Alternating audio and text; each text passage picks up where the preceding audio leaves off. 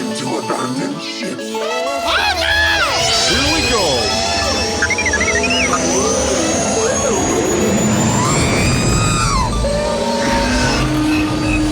Can I persuade you to join us for a drink? It's a tradition. Here, here. Jar Jar, homie, my main man, quickly. Before the Separatists attack, get into the escape pod. Hey! This is escape, then we're the pod.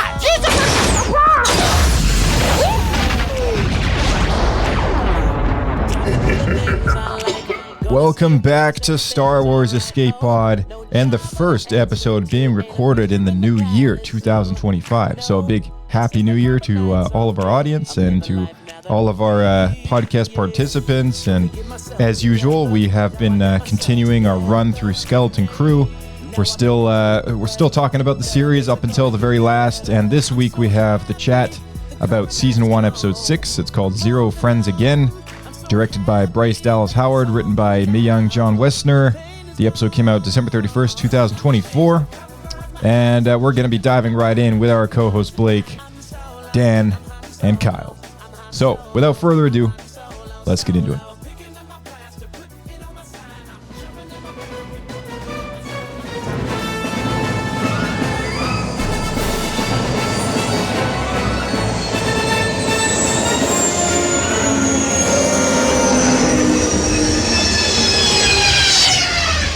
Another happy landing.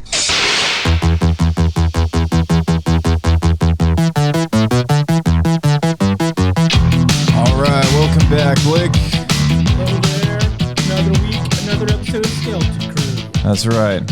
So you know it's a good week. It's a good way to start 2025. Yeah, good way to kick off the new year. And joining us as well, we have Dan returning to his usual. Welcome back, Dan. Hello, hello. Hello there. We also have Kyle from Kai Sabers joining us this week. Welcome back, Kyle. Hello there too. Hello there. Good to have you back. It's been a little while. Oh, it's been a little while. I've been really busy, but glad to be back at it, man. So glad to be here. Yeah. It's been a little crazy, I guess, but we got a bit of a quieter week this week with just the four of us, I guess, in the show today. And episode 6 on the roster with only 2 left in the season. So, you know, a few things to speculate on there. But let's dive into the plot of this episode, and then we can just kind of break things down and talk about the things we want to talk about, and then our Pablo points and Pudu. So maybe have that prepared for the end, and then if any last 2 cents from anyone, we'll exit out until next week. So here's this week's episode. Episode 6 of Season 1. Zero Friends Again. Captured by pirates and their leader, Pocket, Jod and SM-33 are taken to Brutus to be executed. Meanwhile, the children escape Rennett's lair. KB reveals she's memorized at Atten's coordinates, but a disagreement erupts over how to reach the Onyx Cinder. Fern and Neil attempt to climb the mountain, while Wim and KB trust a group of seemingly friendly trash crabs. Jod cleverly negotiates a delay in his execution by offering the location of Atten. During the journey, KB's cybernetics malfunction due to corrosion, and Wim repairs them by making a new part. Fern and Neil successfully recover the Onyx Cinder and save their friends from a giant trash crab. Cornered by a garbage machine, the children are forced to jettison the ship's hull, revealing a sleeker vessel hidden underneath, and they finally escape Lenupa. All right, so let's just go around as usual, and we'll just give our quick kind of overview, what you thought, and we'll dive into the nitty gritty. So, Blake, we'll start with you, sir. What did you think? Well, I think that if I am to be reincarnated, I want to come back as a trash crab. Trash crab. It's a bit of a mouthful. It's a bit of a weird word. Is that the official Lucasfilm name for them? They call sort of. Is that just what you called them? Sort of and sort of not. Like I think it's the nickname for now until they get like an actual alien name. But yeah, it's yeah, it's the butt face. Yeah, prune face, butt face. You're thinking of Back to the Future. Hey, butthead. Didn't they call him Buttface? Yeah. Pretty sure. Yeah. Butt face. All right, Dan, what'd you think of this episode? I absolutely loved it. I think the series is at its best when it goes above and beyond just the pirate adventure. Like, I really liked the episode with Neil finding like that girl that he kind of became friends with, and it was about like peace and war. And this one, I really love the themes of like dealing with somebody with a disability, but done in such a like positive way where it wasn't like, it didn't feel heavy handed, and it like just dealt with like wanting to be treated like normal. Like, I just really enjoyed the way they handled that subject in a way that like I think kids would get. Yeah. Yeah, and it pertained to the adventure as well. Like, I really liked it. Yeah, it's a really good point to make. That was executed super well. I will say that. Yeah, and it was. We never really in Star Wars, as far as I'm aware, actually looked at the downsides of augmentation and stuff. Because like you see like Lobot and General Grievous, I guess. Do we even know a lot of other characters that are well known? You had the mods in Book of Boba Fett. Oh, that's right. Yeah. Mods. Those guys, and then Saw Gerrera. Yeah, of course. Yeah, with the Saw Gerrera's probably the only other character that's had like, you can see like Vader issues. Yeah, Vader as well. I haven't heard of him. Yeah, Vader. You got Maul with his legs. But I guess Vader's a bit spider slow, legs. But most of them, it seems like it's not really an issue for them. You got Palpatine always trying to find a new body. All right, Kyle, what did you think about this episode? Again, like everybody said, the series is really great. This episode was really fantastic. Each episode, again, is really great in its own way. The good part is my daughters have actually really jumped on to this series, and they're like, Dad, when's the next episode coming out? So that to me says, because for the last stuff, the only thing they've liked was Mandalorian. So this says to me, this is really coming out for the kids, but the characters themselves, I really did like when KB looks at Wim and goes, you didn't think you'd save somebody on this adventure. And it's just like, and he's like, like, and then she calls him a Jedi. Like, you know what I mean? Like, if I was Wim and I was that little kid, I would freak out. So I just really love everything about this series. The characters are great. The writing is great. I am upset that the Onyx Cinder did turn into the ship it did, but we'll get into that later.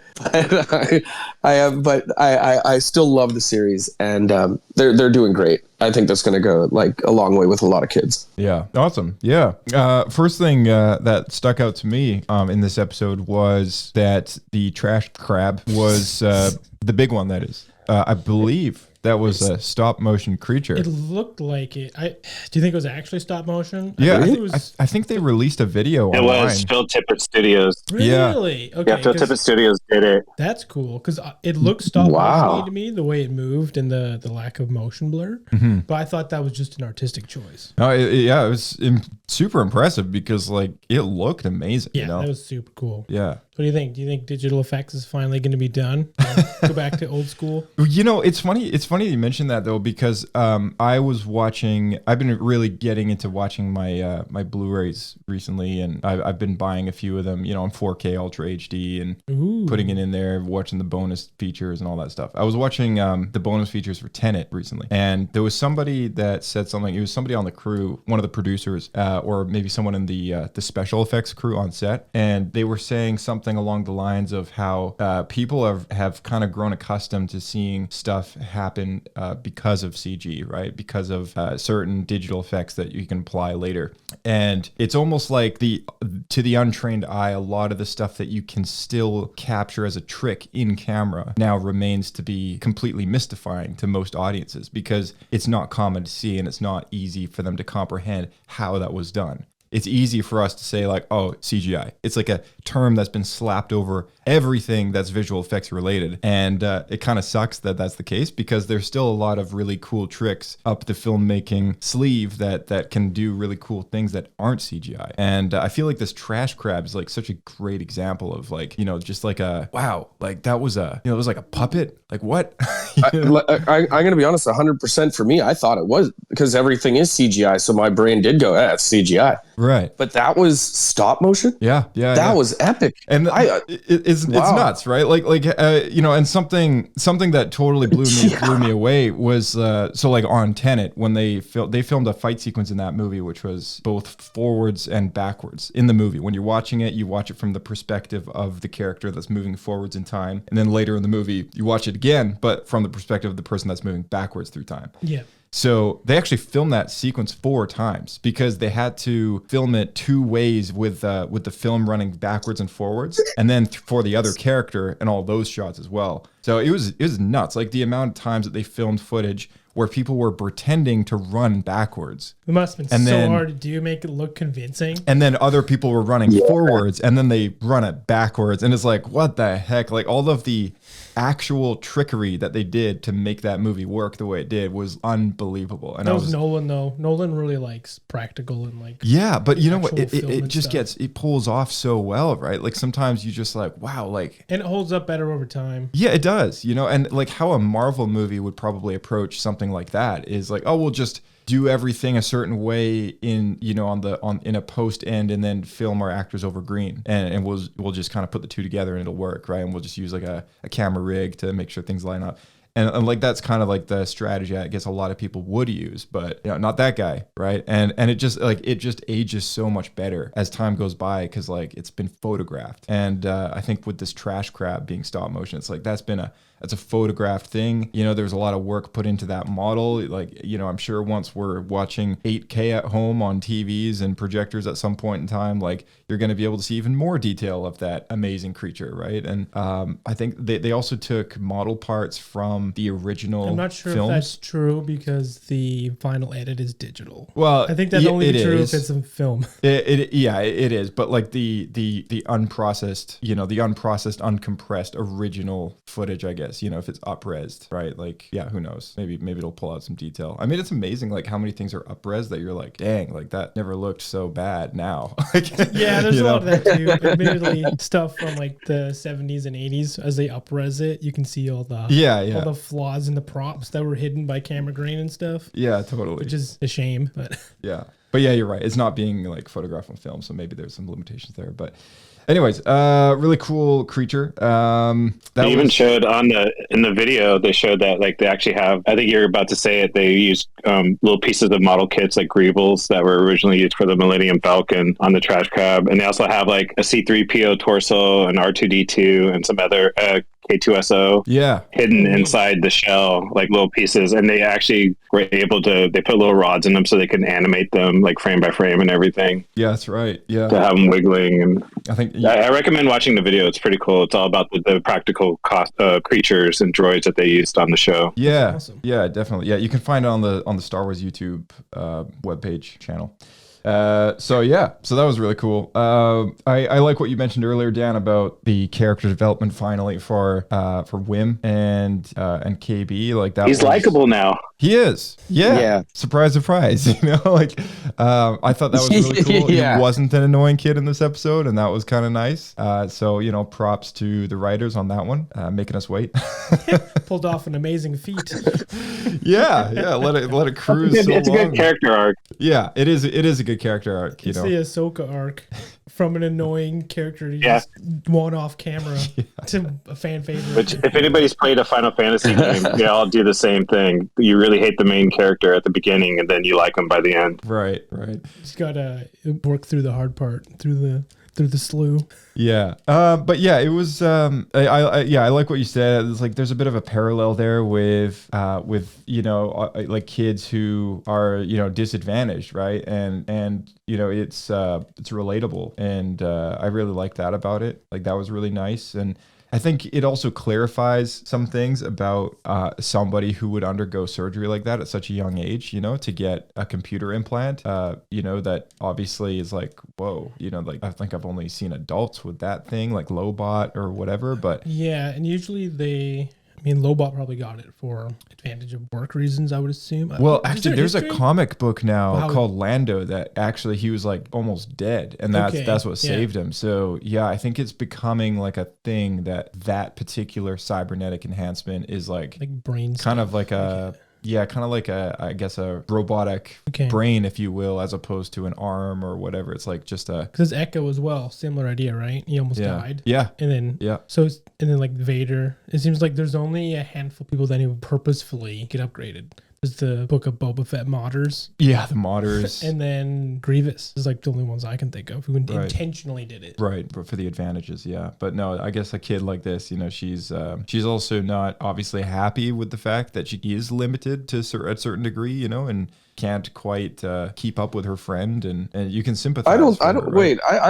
I don't think that was the case with her. I don't think that it's that she's sad. Like, she is kind of sad she can't keep up with her friend, but I think she was more upset by the fact that her friend didn't understand that she had the limitations now. Remember when she said that? Like I think that kind of affected her more because she tried to just stay with her friend as much as she could to the point that she almost shut herself down in this episode. That's a good point. So yeah. I think it's more that she's she just wants to be able to do everything, but just not being understood by her best friend kind of thing, right? Yeah. Yeah. Good point. Yeah. Yeah, definitely. That's a good point. Yeah, I mean, anyone have any theories on the pirate stuff that we saw last week? Before we move on too quick, I do just want to say I hope they reveal what happened to her to meet it, because if they just like refers the to it as accident, her accident, yeah. and it just gets left as that. Yeah, that's I think that's going to be season 2. flashback. I think that'll be season 2. Maybe a comic book series. Yeah, maybe a comic book. Yeah. I could see some tie-in material for sure with this series. Like especially like junior novels or. That's actually that seems pretty likely. Yeah.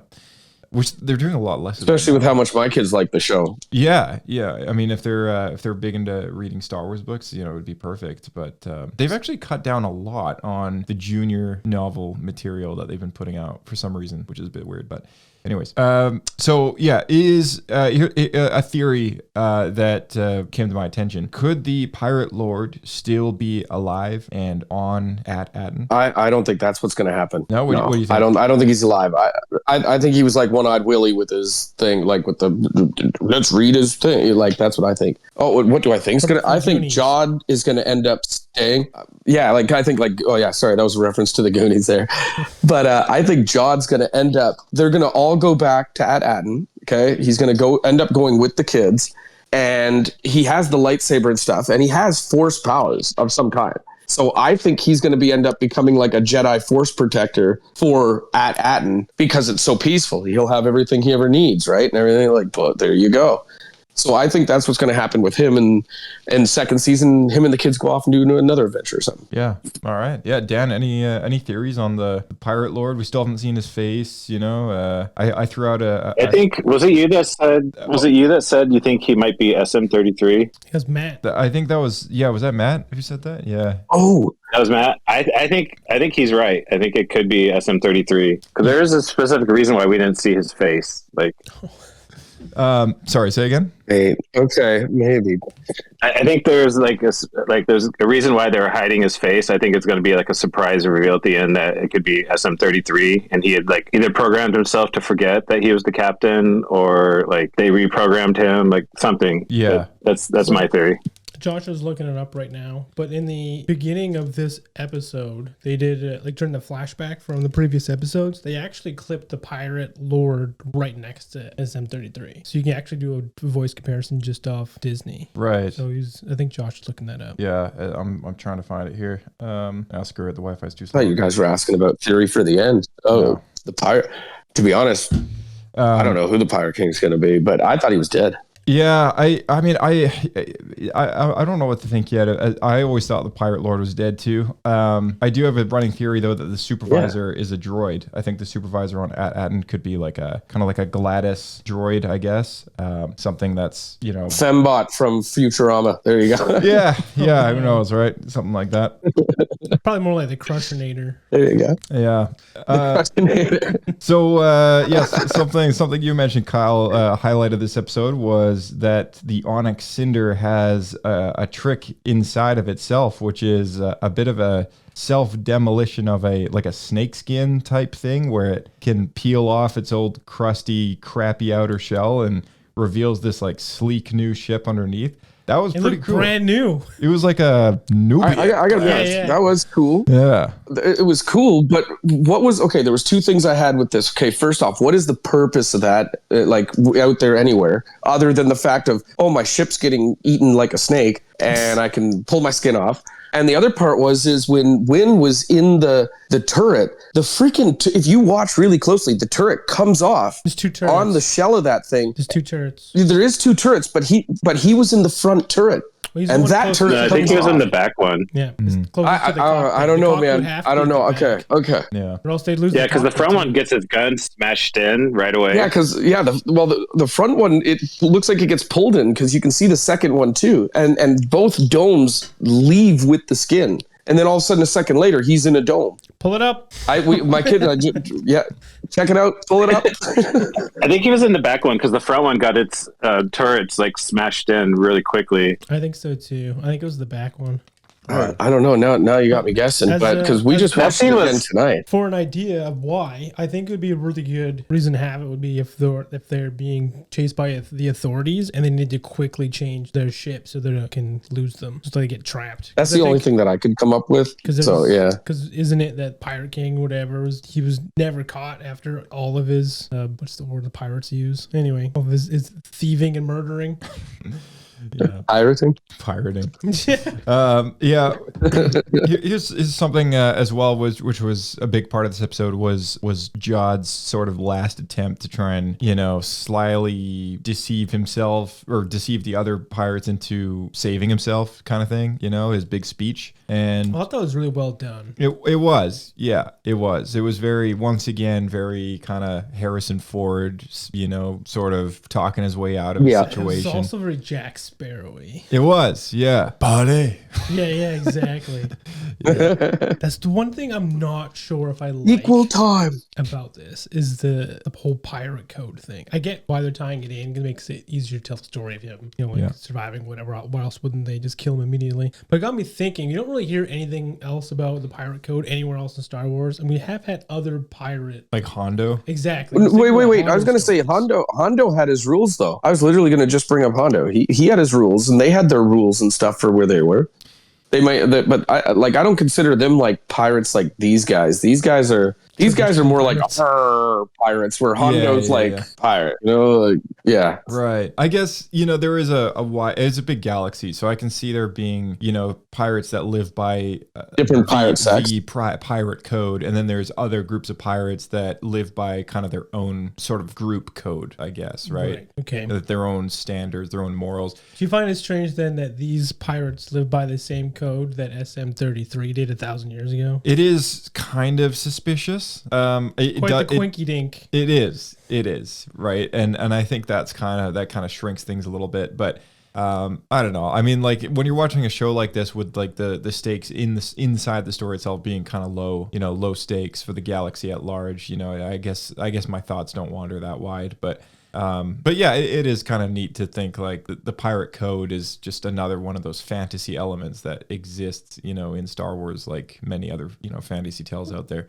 But yeah, I really, other than, it was a very conversational episode. There wasn't a lot of action. There wasn't a lot of new environments to look at. It was a very heart-to-heart kind of episode, and really not as I guess it was important and it was enjoyable, but it really wasn't like mind-boggling or anything crazy in depth to talk about.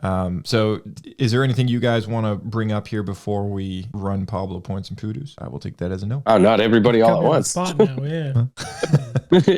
Yeah, I don't know. My kids absolutely love it. I'm hoping that they do come out with a second season. Like I don't know what they do for it, but as I said, I hope that Jod turns out to be a protector of the planet later and all that stuff, and let's see what happens. Yeah. I will say there's a serious missed opportunity that the Lego Onyx Cinder doesn't have a eject button to release the outer layer. Man, you're telling Well, that would have me. been a huge spoiler. I mean, Lego already spoils too much. Well, I'll give you that would have been a spoiler, but They at could the just say same it's a play time, like, feature dude, and I made it up. built it. Yeah, Can you imagine if I built that thing. It took me 2 days. Are you sure you didn't accidentally build another ship inside that ship? Like there's It's not an inner Can you No, but imagine? there is hidden stuff in there. Can you imagine how crazy that would Well, be? think of this. so cool. Say what? ahead. The Lego Onyx Cinder, the Lego Onyx Cinder didn't come with the SM33 figurine, noticed that. so this is No, the it didn't. opportunity for them to come out with a second set with the new ship configuration and a SM33. That is Yeah, because true. my kids were actually sad it didn't come. That was the one character like it doesn't come with SM. I'm I like, know. nah. Josh and I were talking about that off recording. I was so bummed. Yeah. Was there ever But I'm glad that surprise wasn't spoiled. was there ever a K2? That was like such a I think so.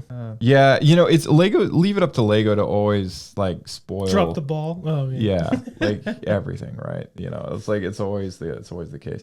But how crazy would it be though if they didn't put it on the box that was like a feature, and you built the set not knowing that it did that, and then after this episode, then they reveal the See, mechanic. that would be cool. That'd be crazy cool. If they just didn't say, Because there's switches and everything on it. Yeah. There's switches and everything on it. A lot of the door panels open. There's a lot of the gun things on it. It's I like the inside because it has like a little dining area with a table, and it's even got a stove with like pots and pans. It's really neat. There's something about this particular shape of droid that they didn't even do a Lego K2SO They minifigure. didn't? No. that's very surprising. Yeah, like there's unofficial ones. Right. At least that's what it. Yeah. Oh, you know what? No, hold on a second. There was one.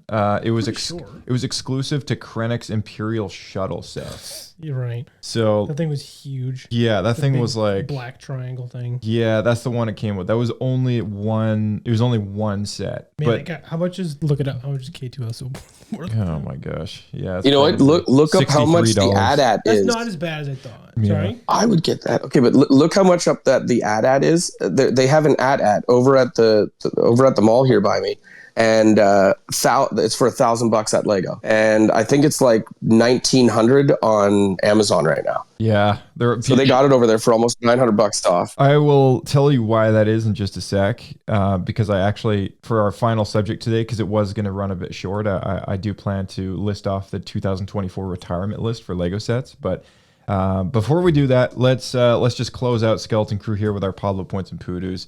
So let's cue up this music here. All right, Pablo Points and Poodoos is our rating system on the podcast. For all those new tuning in, we give 3 Pablo Poodoos to the worst of the worst of the worst, 2 Pablo Poodoos for pretty terrible, 1 Pablo Poodoo for pretty bad, a Bendu for mediocre, 1 Pablo Point for good, 2 Pablo Points for great, and 3 Pablo Points for the best of the best of the best. So, Dan, we'll start with you, shall we? What would you award Season 1, Episode 6? Okay, well, I love this episode, directed by Bryce Howard, daughter of Ron Howard, and she did some of the best episodes of Mandalorian. And I give this one a 2.5 Pablo points. I was leaning a little bit towards 3 points, but I want to wait to see how the whole series finishes out, then I might adjust, but 2.5. 2.5, all right. Oh, man. Great episode. Hitting hard. Hitting Holy hard. smokes. Oh, yeah. Setting the bar so high. Should have went last. Kyle, what'd you give it? Well, I really liked I really liked how KB and Win interacted with each other on this one. And you got to see the characters actually separate and not be stuck with the same 2 people every time. So I really like that. I'm going to give it a solid 2, just because I like a little bit more action in my stuff. But I give it a solid 2 because the character development is absolutely fantastic for this entire series. All right, sounds good. We had Kirk give it a 1 Pablo point. Kirk's not here this week. We also had Matt given his 2 cents, and he gave it 3 Pablo points. Oh, dang. So, yeah, Matt's really been enjoying this one. But Blake, what would you give this one? I would say that this episode, the main flaw for me, which has been in a few episodes we've talked about before, it just felt short. Like they almost should condense some episodes and just not have 8 episodes release. So, what do you mean? Well, this episode ran 27 minutes long. Yeah. Like that was a big thing for me too. Is like it just didn't feel long enough. no. Yeah, it's okay. like, Allie it's even spread said between that. She goes, episodes. Dad, this was short. Yeah. Yeah, even she said it. Okay. So I get that now that you don't have to deal with 1 hour, 30-minute segments with ads. You don't have to stick to a specific amount of time. Yeah. But the spread difference between episodes really bugs me. Where some are under 30 minutes and some are almost an hour. Yeah, I've talked about that in previous weeks too. I almost didn't bring it up this week because I feel like a broken record, But, yeah. So with that, it did feel a little slow to me overall as well. Could use more action, same as what Kyle was saying.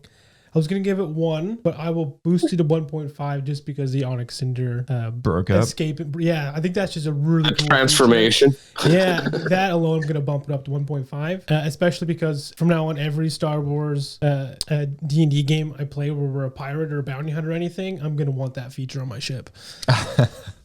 Awesome. Okay. GMs are gonna love it. I gave it a 1 Pablo point. I thought it was good. I think it would have run a 1.5 for me if it wasn't 27 minutes long. But I was severely disappointed with that. And unlike other weeks where we've at least hit 30 minutes, I was like, are you kidding me? 27? It's quite short. I think that might be the shortest episode of live action that we've ever had. Yeah. So I felt pretty cheaped out, to be honest. So imagine Bryce Dallas Howard. You know what? Maybe they were testing it out because they want to do shorter series and stuff, and they were trying to see. They got their people that watch the internet. Yeah. Right? What's the reaction to something that's like that? I think next and then they're week- not going to listen anyway and do whatever they want. I'd be curious to see the next episode and see if they would fit together as one cohesive story for one. Well, see, I thought this episode should have been combined with last week's episode because this was just a direct follow through. They exit out the pipes from the right, and it's like it just felt naturally the last quarter of the story that was being told last week. It just felt like a 25% kind of here's what you missed out in the last 27 minutes of last week's episode, which we chopped off. Right. Like that's what it felt like to me. So so I was kind of bummed about that. But I think next week when we talk about this again, and then we'll do a final measurement on the final episode. But I'm gonna stack up the actual count time of like not the credits, but just when the credits roll, I'm gonna hit the stop mark because it's only 27. Every episode. 1/6 of the episode. I looked 1/6. Yeah, is credits. Right, exactly. Because it rolls through every language on Earth. Like that's what they do for the credits, right? So it makes it look like it's. And you got the flashback. Yeah. So you're probably actually only looking at about 20 minutes. 25 maybe. Yeah, or 20 minutes. Yeah, who knows? But it's like no, like 27. It was like without the credits. Oh, okay. But yeah, like it's probably more like 25 with the intro. That's right. I didn't think about that. But I'm gonna measure all the other shows, and we'll compare the Star Wars Disney Plus shows with each other with like Are you saying run we're gonna time. compare sizes, Josh? That's right. Across different Star Wars products. Which one's longer? This one's 6.8. Wow. On the Josh scale. That's right. Yeah. Okay, cool. We're gonna need the rebigulator. Okay, did anyone Bryce gave his Pablo points as well. He gave this one a 2.5 Pablo points, and no one else has put in their score just yet for this one. But currently, the average team average for this one is 2, and going backwards, we have 2 and then 1.5s starting from episode 4 all the way down through episode 1. So overall, this is still shaping up to be a pretty great show, and lots of people are enjoying it. I don't see any Pablo Pudus on our chart. Only as low as a Bendu, but that's about it. Just a second. I'm gonna ask my daughter here because she wanted to say something on the podcast because she really likes this episode. Okay. Oh sure. So how much did you like it? You got to say it a little louder. a lot. Did you hear it? Or? Yeah, we got it. Likes it a lot. Yeah. Okay, there you go. Okay. Yeah, nice. She was all good to go before, and then I put the mic up to her face, and she's like, Yeah. Our youngest reviewer. Our youngest reviewer ever. That's true. Ever. There you go. Awesome. Well, thanks for popping on. Yeah. Okay. So that sums up Skeleton Crew. And before we wrap up this week's episode, I did want to run through. It's funny that we're just talking about Lego, but because it is a new year, lots of Lego enthusiasts out there, including our very own Blake and Kyle. You've been getting into Lego Star Wars as well, so this is kind of relevant. Hope I don't bore you too much, Dan. Are you into Star Wars Lego? Because you're gonna be. I'm super into Legos. I haven't gotten into the Star Wars because I'm scared to, because I don't have any more space. Yeah, man, you gotta do the Dark Falcon. You have to do the Dark Falcon. It's a great build. There's secrets hidden through the whole thing. Allie and I even put secrets in the panel. Where in the movies they always under that one panel they're always hiding stuff on the Millennium Falcon. Well, we hid stuff under that thing that's just ours. Man, it's one of the. I loved it. Sorry. I'll shut up. It's an amazing set. Build. Oh, it's a great set. Yeah. Okay, so for all the collectors out there, you may already know this, but for anyone who is the casual buyer of Lego Star Wars, this is potentially going to maybe concern whether or not you buy one of these sets. Sadly, you probably missed out on the Black Friday sale. Unfortunately, maybe I should have read this a bit sooner, but hey, it's 2025 now. It was the plan. It's not got delayed. It just got delayed. Yeah, it's all good. It's all good. It's 2025 though, so a lot of these sets are going to be snatched up really quick, and they're all going to disappear because this list is all of the sets that are retiring as of last year. As of December, they're no longer making these sets. So we're just going to run through the list here. Okay. The 332nd Ahsoka's Clone Trooper Battle Pack. We got that set number 75359. That set did not go on sale. No. Like Friday, at least on Amazon. And you've been tracking. No, it didn't. They have one left. They have one left over at Walmart down by my kid's place. Yeah, nice. The ones retiring probably wouldn't go on sale because they know. Did. That one, since I've been tracking, hasn't been on sale. Since like too popular, I guess maybe. Yeah. Well, the new one went on sale, but not. I mean, look at how many characters you get, though, right? Yeah, you get 4. Packs, I think the clone ones. Yeah, like that. Yeah, it's slightly. I think it's slightly. I just saw old battle packs, but say what, Kyle? Oh, sorry. I just saw Balin's skull in a Lego set with God, it was an Ahsoka set. Yeah, Which one was it? I just saw it. Yeah, it was probably the Starfighter. Is the E-wing? Yeah, the E-wing pack or whatever. Yeah, the E-wing. That's the one. Yeah, with Sabine Wren's. Yeah, yeah. I almost got it just for him. Yeah, it's a pretty cool set. Okay, number 2 on the list is the AT-AT set number 75313. This is the UCS Ultimate Collector Series Lego AT-AT released November 2021. So that's really old now. And that's going to be so hard to get. It's on Black Friday on the Lego website. That was on sale, and you had got a bunch of bonus points and stuff, and it was gone within like an hour. Crazy. And there's no. Dude, I'm telling you right now. You could go down there tomorrow. There's one over at the Lego place at Guilford Town Center for $1,000. Yeah, this was on sale for like 700 or something though. Okay, well, I looked it up on Amazon and it was 19, and I was like, "Holy crap, 19!" Yeah, no, don't buy Lego. I was like, I could have got that. Yeah, you got to be tricky. It's tricky with Amazon because sometimes it's a third-party seller, and then they'll you got to look up on websites like Camel, and it'll tell you the entire price for the whole life of the product. Yeah, so you can compare. Oh wow, okay, yeah, okay. All right, so moving on to the Boba Fett mech suit, which it's a very, very small, stupid set. If you ask me, it's set number 75369. It comes with one minifigure, which is Boba Fett, and a mech suit that he wears. We have the Microfighter Boba Fett Starship. Comes with a minifigure and a very tiny little Microfighter version. I have that one. Slave One. Okay, yeah. So it's good for the minifig. Set 75344. That's going away. We have the it's sort of UCS. It's the Chewbacca Lego figure.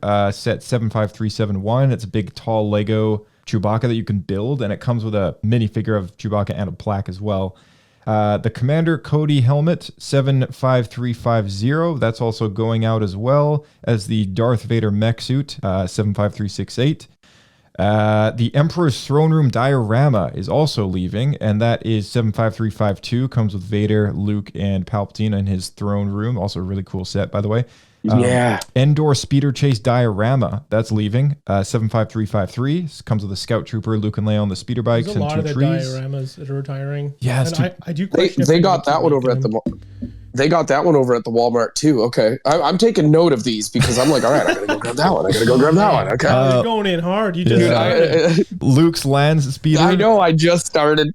Luke Skywalker's land speeder, which is set 75341. Is that the UCS one? It's the UCS one. Stupid set, if you ask me. It's obviously it's like it's not minifigure scale, and that bugs me a lot whenever they release a UCS set that's not scaled to the It's minifigs. because it'd be too small. That's right. Right. That's I have a strong opinion of the sense that like UCS sets should be just like properly scaled to the minifigs. But I don't think comparable. Are you talking the ones that come in the poly bag? No, I'm talking about poly bag is like $7. The UCS sets are the ones that are like massive, the ones that comes with like the plaques, right? It's supposed to be like okay. That's like more expensive. Like that ad I was talking about. Yeah, like the ad. Yeah, it's more of a model and not supposed to be played with. Hey, just so everybody knows here, I've only just got into Lego, okay?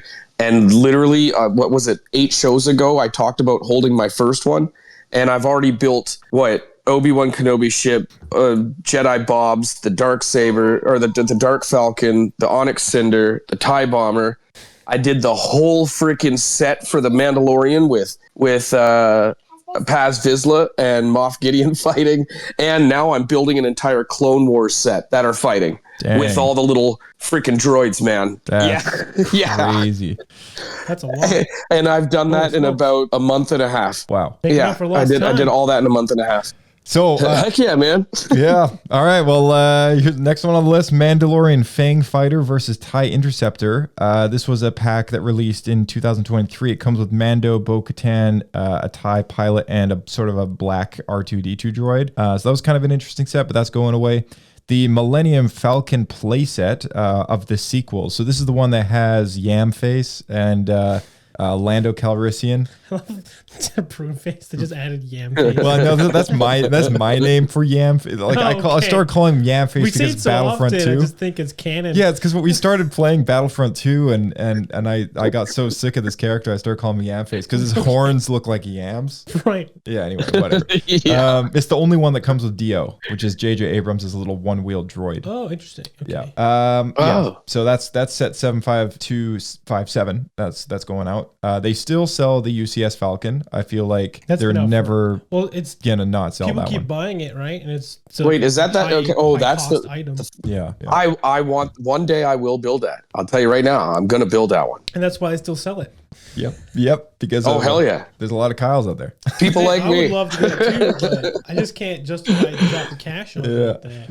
That being said, I might eventually buy like Rivendell or something, but we'll see what happens. Just so you know, the only reason why I don't have that is because I don't have the room yet to put it up. Dude, that thing is huge. As soon as I have the room to put, I know I'm actually going to be clearing off my entire island. I've got like a bunch of lizards and everything on here right now, and I'm going to be revamping the back room so the lizards will go back there, and I'm going to have my entire Lego set out here. Why don't you just get a really right now? It's all in front of my TV. Get a big tank for the lizards and put the lizards in with the Falcon. I'm not gonna have them shitting all over my Falcon, bro. That's $1,000-$2,000 Falcon, yo. Come back, there's this big turd sitting right on the guns, you know. Yeah, it'll look worn just like the original thing. Fair.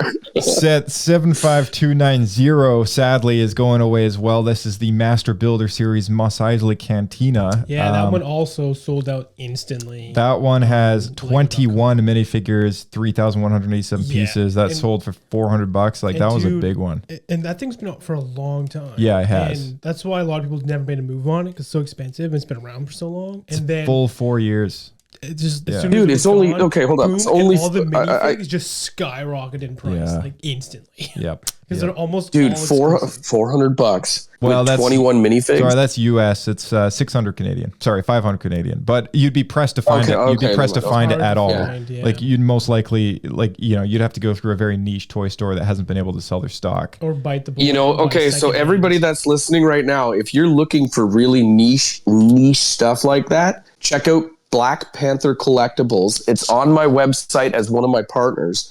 This guy can find you anything that you want to know. If you want it, this guy can find it. He's from Alberta, and I've been working with him now for over a year and a half. I can't believe this is the first time I'm speaking about the guy. But if you are looking for a collectible, go to kaisabers.ca, go check out, just scroll on down. You're going to find Black Panther Collectables. And he works with a lot of Funko Pop, but if you write him directly, he can basically find you whatever you're looking for. Perfect. It was like a bounty hunter for Lego. Yeah. Oh, so, dude, it's where I get my dude. He's my guy, man. He's my guy. So Best yeah, bounty hunter in the galaxy. Yeah. Okay, we were just talking about the set. The 75364, the New Republic E-Wing versus Shin Hati's Starfighter with Balin is going away as That's well. the only Balin set. It's the only one. Yeah. Yeah. the Balin set's leaving. I'm gonna Yep. go down and pick it up tomorrow. I'm buying that tomorrow. All right.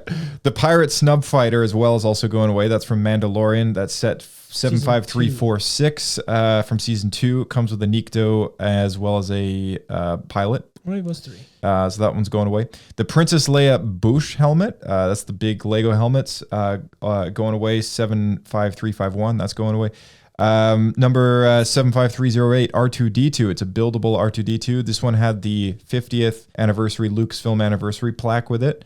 Not the one that comes with. No, That's not the one that Darth comes Malak. with Darth Malak. No, Yeah. yeah, that one they're still selling, but the one before that, which celebrated the anniversary, that one's going away. Yeah. So if you're out for the buildable R2D2 that comes with Darth Malak, that one's still around. Yeah. are you talking the one that was? They had it for what, like $109 for Christmas time? That's Is that the one you're talking I about? think that's the one. Yeah. That's the one that's going away. Man, they sold out of. I think it was $300. Oh, okay. Malak Because the one was 109 one, man, yeah. they sold out of that in like 5 seconds at Lego. Yeah, because everyone's buying that for the figure. Yeah. Because the figure will have good resale.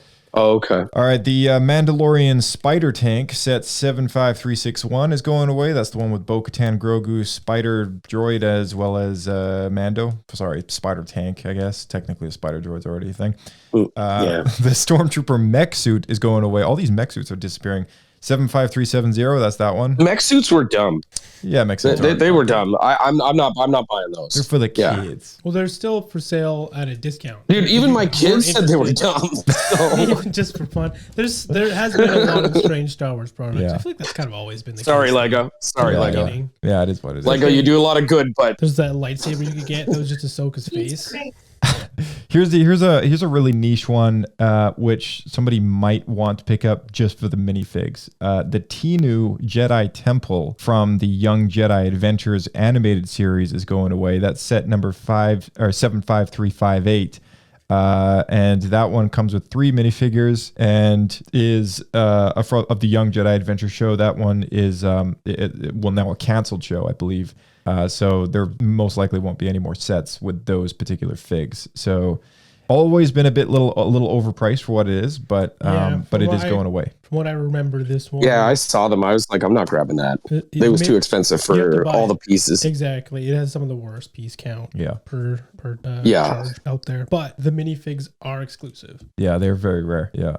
The Mandalorian N1 Starfighter Microfighter is going away. That's 75363. That comes with Mando and Grogu and a microfighter of the Naboo N1 that he drives around in season 3 and Book of Boba. The Yavin 4 Rebel base playset is going away. That's 75365. Comes with 10 plus 2 droid minifigures, rated 8 and up. And finally, Yoda's Jedi Starfighter 75360 is going away. I actually have the original of that Starfighter. That's from Made season so many of them. season 6 of the Clone Wars. Yeah, I don't know why they keep making that. well, the new specifically. one is even smaller. It's like a little. It was already small, but now the new one's even smaller, which is kind of weird, but should be expected. But anyway, that one's going away for the second time, and that is it. That is all of the Star Wars Lego sets that are going kaput. I'm mostly Okay. bummed about I'm the going edit. to bail in one tomorrow. If you're saying that that's gone, I saw one set over at the. That over is at on the Walmart. list, I'm buying yeah. that No tomorrow. longer production. No longer in production, yeah. So you could always see that particular minifigure return at a later point in time with a different set, but that particular set will most likely not be reproduced for a long time. And sometimes they never do, right? Like sometimes the ships will return in other sets or individually with their own figs, but I don't think they'll ever just straight up reproduce that exact same box. No, and the fact that if Baylor comes back the next season, they'll have to recast him. And he's different. Yeah, that's what I was thinking. Yeah. So this is the and last. And he was again my favorite character. Yeah. That I've seen in a long. And he's a bad guy, and I like him. But yeah. Yeah. Last chance to get Ray Stevenson minifig. I'll say the one thing is I don't think they gave him an orange saber, right? It's just red. I think it's red. Yeah. Which is kind of a bummer. It is kind of a bummer. I do have. Yeah, I got the Black Series one, and it's red. I do have the orange, like an orange Lego stick to go, as a blade, but it's like bright orange, like it's like fluorescent orange. So I can't really use that one, like even if I did get it. But I think I might put it in anyway, just to make it clear, Gotta make it canon. Gotta make it clear to people. Oh, I'll give you one character. I love that I got one of my minifigs. The White Vader, Jedi Vader, Dark Falcon set. I got that with the Dark Falcon. That was so cool. That guy there, I love. Next time, he really is, man. Bring them up. I want to bring all the minifigures from that set. I really want to see them. Yeah, you keep yours in the box, right? You know what? I'll bring the Falcon over, dude. Yeah, dude, bring it. I'd love to see it. Nice. Yeah. Oh, dude. Yeah, I'll bring it over, dude. They even have a PlayStation controller in it. Oh yeah, there's literally a PlayStation controller, little game center. Yeah, that's awesome. Yeah, that's awesome. All right. Well, that being said, I think that's everything we got this week. So, join us next week, everybody, for episode 7 of Skeleton Crew. Yeah, second last. Yeah. All right. Anyone got any 2 cents to add here? Man, just there's some big reveals left. I'm quite excited to see what's going to happen. Yeah. In these next few episodes. I really want to know Pirate King stuff, and I really want to know what the heck's going on with that Atten. Right. And for everybody out there, I'm going to have that lightsaber out, available, hopefully within about 2 or 3 months. Very nice. This is the one that was found in the pirate stash. Nice. This is the pirate stash saber? Yeah. Sweet. Yes, exactly. Now the lure of it, I don't know. So we got to see what's going to come out from it. Good to know. Actually, while we got you on, Kyle, where are you going next?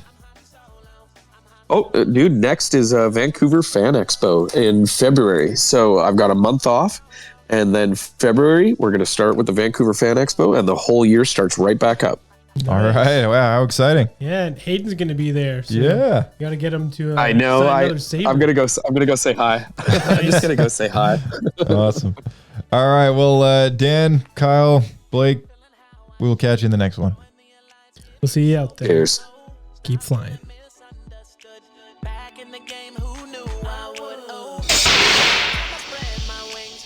All right, huge thank you to our audience for tuning in. As always, we do appreciate your audienceship, as well as subscribing to our YouTube channel, which is found with the handle at SW Escape Podcast.